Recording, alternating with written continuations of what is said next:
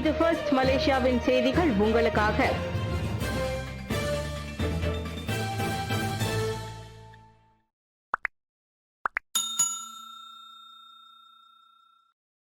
உறவை மேம்படுத்தும் சாத்தியத்தை கண்டறிய மலேசிய பாகிஸ்தான் இணக்கம்.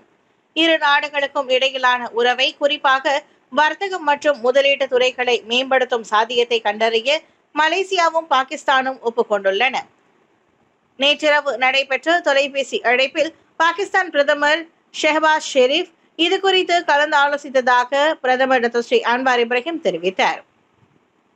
அதோடு மலேசியா மற்றும் பாகிஸ்தானுக்கும் இடையிலான உறவு இருதரப்பு நன்மைக்காக தொடர வேண்டும் என்று அன்வார் இப்ராஹிம் நம்பிக்கை தெரிவித்தார்.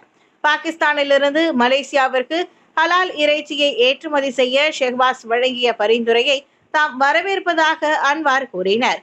மேலும் காசா மற்றும் ஆப்கானிஸ்தான் நிலவரங்கள் உட்பட அனைத்துலக மற்றும் வட்டார விவகாரங்கள் குறித்தும் விவாதிக்கப்பட்டதாக அவர் குறிப்பிட்டார். இதனிடையே பாலஸ்தீன நெருக்கடி தொடர்பில் மலேசியாவின் நிலைப்பாட்டை ஷெஹ்பாஸ் பாராட்டியதாக பிரதமர் கூறினார். கைது செய்யப்பட்ட இஸ்ரேலிய ஆடவர் இன்று குற்றம் சாட்டப்படுவர். கடந்த மாதம் தங்கும் விடுதி ஒன்றில் 6 கைத்துப்பாக்கிகள் மற்றும் 200 தோட்டாக்களுடன் கைது செய்யப்பட்ட இஸ்ரேலிய ஆடவர் மீது இன்று கோலாலம்பூர் செஷன்ஸ் நீதிமன்றத்தில் குற்றம் சாட்டப்படும். இதனை தேசிய போலீஸ் படை தலைவர் தான் ஸ்ரீ நசருடீன் ஹுசைன் வாட்ஸ்அப் செயலி மூலம் உறுதிப்படுத்தினார். 36 வயதுடைய அந்த இஸ்ரேலிய ஆடவர் கடந்த மார்ச் 27ஆம் தேதி கோலாலம்பூர் ஜாலான் அம்பாங்கில் உள்ள ஒரு தங்கும் விடுதியில் கைது செய்யப்பட்டார். பிரான்ஸ் கடப்புதழை பயன்படுத்தி கடந்த மார்ச் 12ஆம் தேதி ஐக்கிய அரபு சிற்றரசு வழியாக அந்த ஆடவர் மலேசியாவிற்குள் நுழைந்திருக்கலாம் என்று நம்பப்படுகிறது. இஸ்ரேலிய கடப்புதழையும் கொண்டிருக்கும் அந்நபர் குடும்ப தகராறு காரணமாக மற்றொரு இஸ்ரேலிய பிரஜையை கொலை செய்வதற்காக மலேசியா வந்ததாக முதற்கட்ட விசாரணையில் கண்டறியப்பட்டுள்ளது. இஸ்ரேலிய பிரஜை ஒருவருக்கு துப்பாக்கி விநியோகித்ததாக சந்தேகிக்கப்படும் உள்நாட்டை சேர்ந்த தம்பதியினர் கடந்த ஏப்ரல் 8ஆம் தேதி கிளான் செஷன்ஸ் நீதிமன்றத்தில் குற்றம் சாட்டப்பட்டனர்.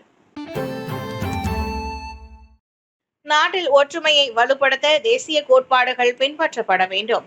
நாட்டில் பல்வேறு சமுதாயத்தின் ஒற்றுமையை வலுப்படுத்த ருக்குன் நெகேரா எனப்படும் தேசிய கோட்பாடுகளை மலேசியர்கள் பின்பற்றுவதை மீண்டும் வழக்கமாக்கிக் கொள்ள வேண்டும்.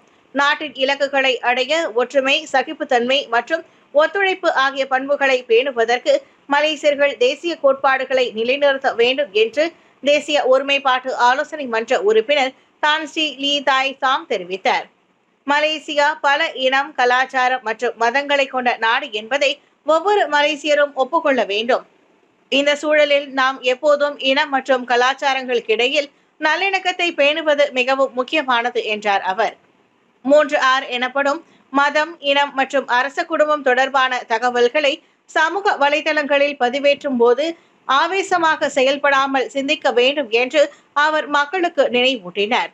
குழப்பத்தை ஏற்படுத்துவதற்கே சில தரப்பினர்கள் சமூக ஊடகத்தை தவறாக பயன்படுத்துவதால் அதில் கருத்துக்களை பகிரும்போது திறமையை செயல்பட வேண்டும் என அவர் கூறினார். முதலீட்டு மோசடி சம்பவங்களுக்கு மக்களின் அறியாமையே முதன்மை காரணம். மலேசியாவில் முதலீட்டு மோசடியினால் மட்டும் ஆண்டுதோறும் சுமார் 100 கோடி ரிங்கிட் இழப்பு ஏற்படுவதாக அண்மையில் செய்தி வெளியிட்டிருந்தது.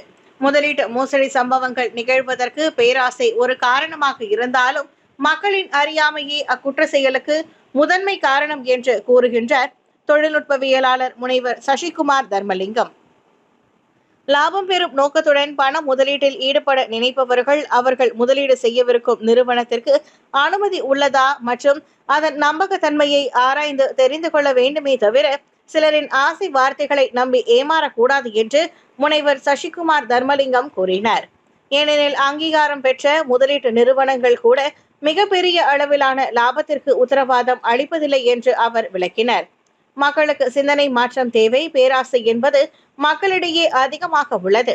10,000 ரிங்கிட்டை முதலீடு செய்யுங்கள், 1 லட்சம் ரிங்கிட் லாபம் கிடைக்கும் என்று ஒருவர் கூறும்போது அங்கு பேராசை ஏற்படுகிறது. அவர்கள் உங்களிடம் இருந்து மட்டும் பணத்தை பெற மாட்டார்கள். மாறாக இன்னும் ஆயிரக்கணக்கான பேரிடம் இதே கதையை சொல்லி பணம் பறிப்பார்கள். பேராசையை கடந்து அறியாமையும் இதில் உள்ளது என்றார் அவர். செக்யூரிட்டி கமிஷன்ஸ் மலேசியா எனப்படும் மலேசிய பாதுகாப்பு ஆணையமே இந்த விவரங்களை பெறுவதற்கான சரியான தளம் என்று குறிப்பிட்ட சசி, உரிமம் பெற்ற முதலீட்டு நிறுவனங்கள் உட்பட மோசடி நிறுவனங்களின் பட்டியல்களையும் அது கொண்டுள்ளதாக கூறினார். மலாக்கா டுரியன் துங்காலில் மோட்டார் சைக்கிள் மற்றும் போலீஸ் ரோந்து வாகனத்துக்கிடையே விபத்து, இளைஞர் மரணம். மலாக்கா டுரியன் துங்கல் ஜாலான் கங்சா கேசாங் சாலையில் மோட்டார் சைக்கிள் மற்றும் போலீஸ் ரோந்து வாகனத்திற்கிடையே ஏற்பட்ட விபத்தில் காயமடைந்த மோட்டார் சைக்கிள் ஓட்டியான 18 வயது இளைஞர் நேற்று காலையில் மரணமடைந்தார். புதன்கிழமை அதிகாலை மணி 2:56 அளவில் நடந்த அந்த சம்பவத்தில் கால் முறிவு மற்றும் கடுமையான காயத்திற்கு உள்ளான முகமது கைரோல் பசாரி என்ற அந்த இளைஞர் மரணமடைந்ததை மலாக்கா போலீஸ் தலைவர் துணை கமிஷனர் டாக்டர் ஜைனல் சமா உறுதிப்படுத்தினர். அந்த இளைஞர் ஓட்டி சென்ற மோட்டார் சைக்கிளை மோதிய போலீஸ் கார் தொடர்பான 40 வினாடிகள் கொண்ட காணொலி சமூக வலைதளங்களில் வைரலாகி வருவதையும் தாங்கள் கண்டறிந்ததாக அவர் கூறினார். டுரியன் துங்கால் போலீஸ் நிலையத்தை சேர்ந்த 37 வயதுடைய அதிகாரி ஒருவர் அந்த வாகனத்தை ஓட்டினார். சட்டவிரோத மோட்டார் சைக்கிள் பந்தயம் நடைபெற்று வரும் பகுதியில் தொல்லை தரக்கூடிய சத்தம் வருவதாக பொதுமக்களிடம் இருந்து புகார் பெற்றதை தொடர்ந்து சம்பவம் நடந்த இடத்திற்கு போலீஸ் வாகனம் சென்றபோது அந்த விபத்து நிகழ்ந்தது. காசாவிற்கு மனிதாபிமான உதவிகளை அதிகரிப்பதில் இஸ்ரேல் பின்னடைவு. காசாவிற்கு மனிதாபிமான உதவிகளை அதிகரிக்க இஸ்ரேலிய பிரதமர் பெஞ்சமின் நெதன்யாகு போதுமான நடவடிக்கைகளை மேற்கொள்ளவில்லை என்று அமெரிக்க அதிபர் ஜோ பைடன் குற்றம் சாட்டியிருக்கிறார். மக்கள் மற்றும் மனிதாபிமான உதவியில் ஈடுபடுவோரின் பாதுகாப்பு மீதான புதிய நடவடிக்கைகள் பொறுத்தே அந்நாட்டிற்கு இதுவரை வழங்கப்பட்டு வரும் ஆதரவு குறித்து முடிவு எடுக்கப்படும் என்று பைடன் கூறுகிறார். உண்மை என்னவென்றால் கடந்த 3 நாட்களில் 100 லாரிகளுக்கு மேல் சென்றுள்ளன. இது போதாது, இன்னும் அதிகமாக இருக்க வேண்டும். மேலும் ஒரு திறப்பு வடக்கில் நடைபெற உள்ளது. எனவே அவர் எனக்கு அளித்த வாக்குறுதிகளை நிறைவேற்றுவதில் அவர் என்ன செய்கிறார் என்று பார்ப்போம் என்றார் பைடன்.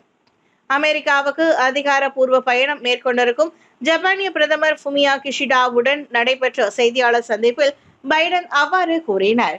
கடந்த வாரம் நெதன்யாகுவுடன் நடைபெற்ற கலந்துரையாடலுக்கு பிறகு உதவி பொருட்களை கொண்டு செல்லும் லாரிகளின் எண்ணிக்கை அதிகரித்துள்ளது என்றாலும் வடகாசாவில் புதிய நுழைவாயிலை திறக்க வேண்டும் என்று பைடன் தெரிவித்தார். போரின் ஆரம்ப நாட்களில் காசாவுக்கு உதவிகளை இஸ்ரேல் தடுத்து நிறுத்தியது.